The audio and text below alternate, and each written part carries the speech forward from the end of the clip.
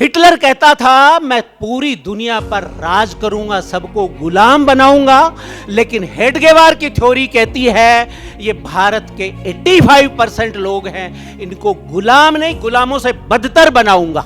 सावरकर नाम का ब्राह्मण कहता था। सावरकर ने क्या कहा? मुसलमान को पुलिस, मिलिट्री और पब्लिक सर्विसेज से खत्म कर दो।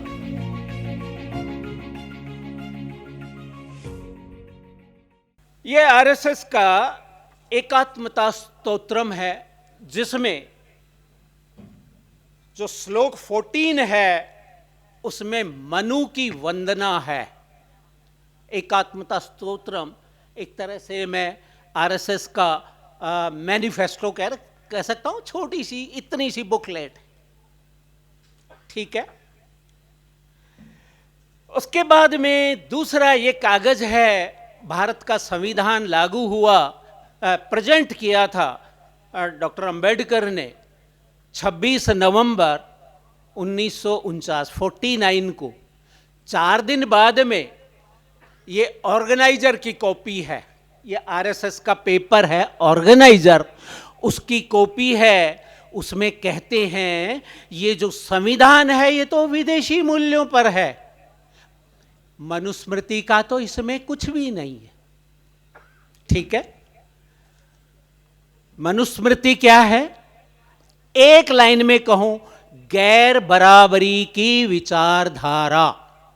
और किस पर डिपेंडेंट है? वो जाति और वर्ण पर, ठीक है। उसके बाद में आइए 1889 में डॉक्टर हेडगेवार का जन्म हुआ, और उसी साल में उसी महीने में हिटलर का जन्म हुआ, अप्रैल 1889 में। ये दोनों भाई भाई थे। 1 अप्रैल को डॉक्टर हेडगेवार का जन्म है 1889 में, और 20 अप्रैल को हिटलर का।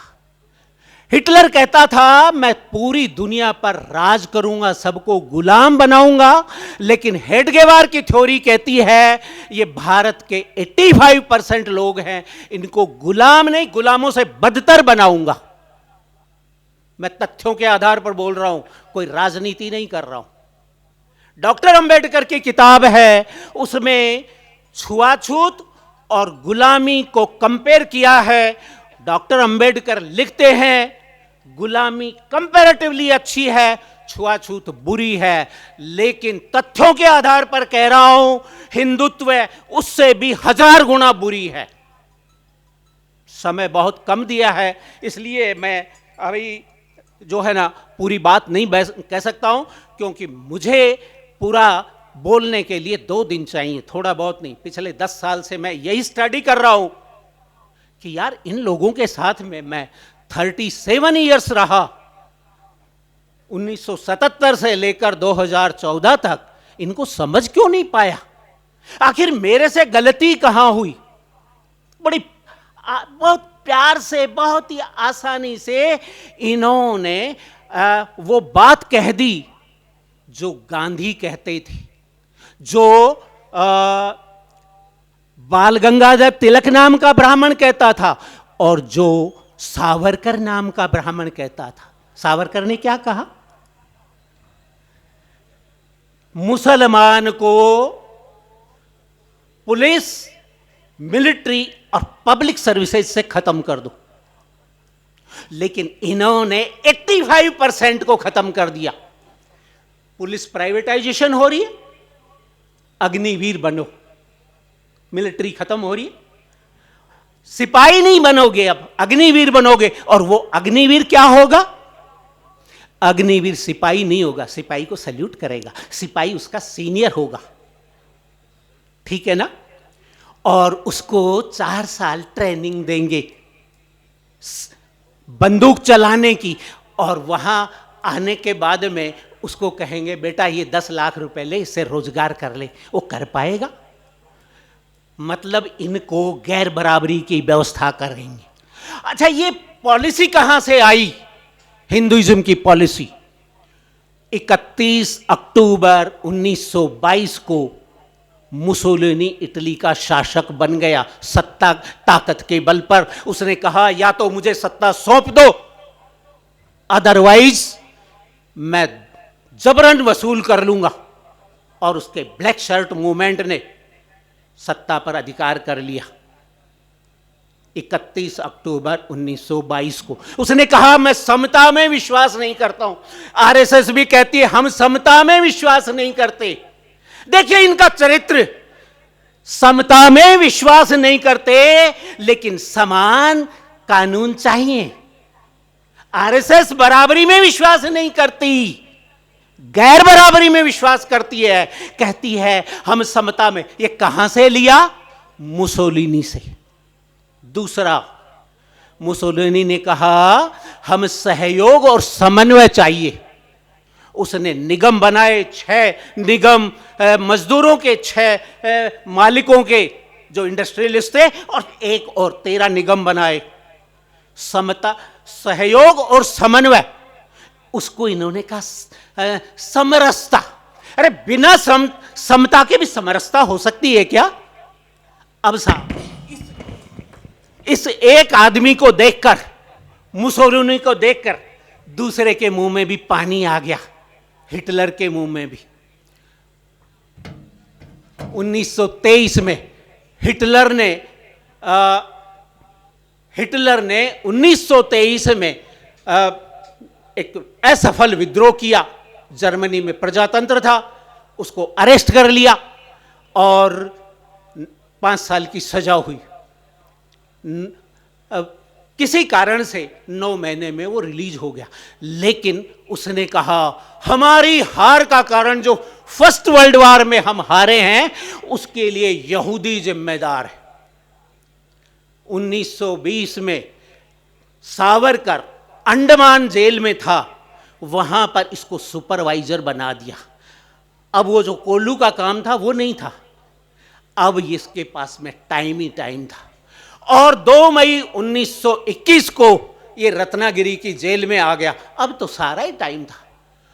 उन दोनों की फासिज्म और नाजिज्म को पढ़कर इसने हिंदुइज्म बनाया। और ये तीनों विचारधाराएं पॉलिटिकल विचारधारा थी।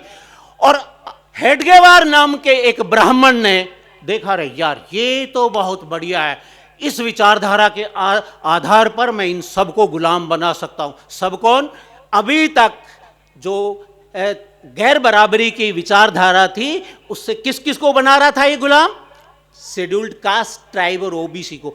अब ये मिनॉरिटीज भी होंगी, उसके लिए एक तरीका निकाला कि बोला भाई ये जो मुसलमान हैं इन्होंने हमारी बाबरी मस्जिद को ढा दिया।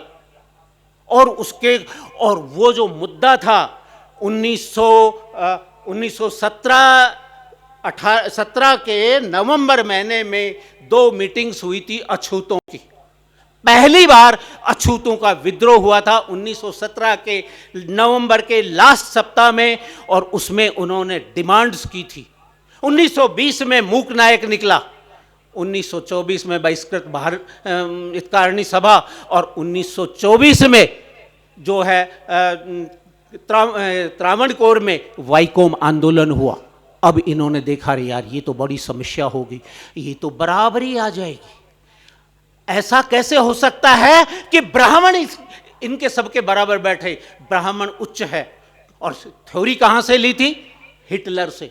हिटलर ने कहा हम आर्य हैं, ये भी कहते हैं हम आर्य हैं।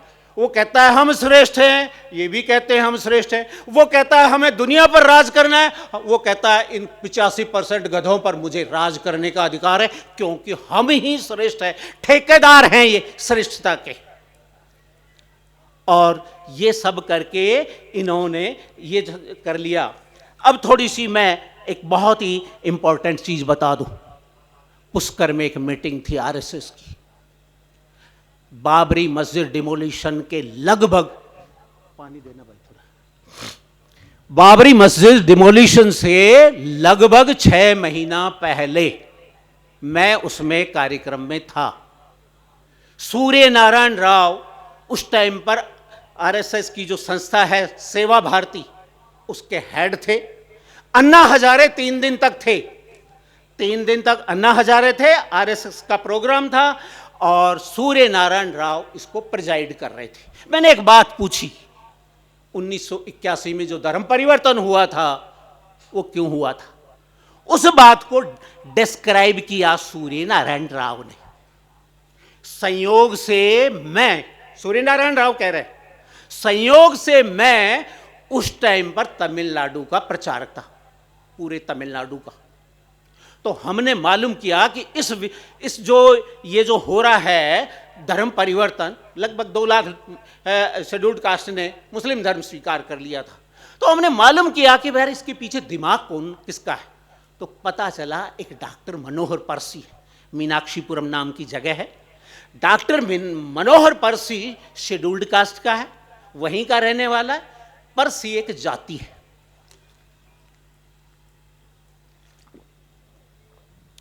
डॉक्टर मनोहर परसी, कहानी बहुत लंबी है, समय बहुत कम दिया है, इसलिए मैं बहुत शॉर्ट में कहूंगा। डॉक्टर मनोहर परसी पर बहुत अत्याचार हो रहे थे। वो मुसलमानों के पास गया, यार मेरे ऊपर इतना अत्याचार हो रहा है, मेरी कोई मदद कर सकते हो?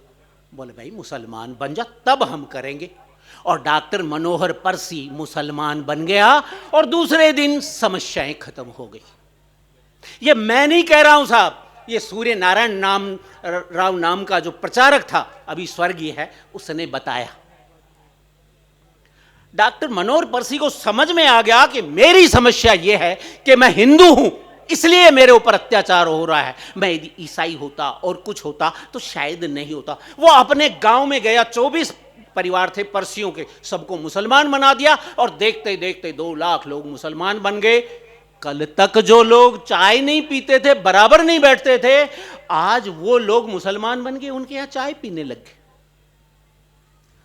अब यूं बताइए, जो मेरे दिमाग में आई बात, ये बात उस टाइम पर बाला साहब देवरस आरएसएस के चीफ थे, ये बात जो आरएसएस की प्रतिनिधि सभा में उसमें इसने बताया क्यों नहीं?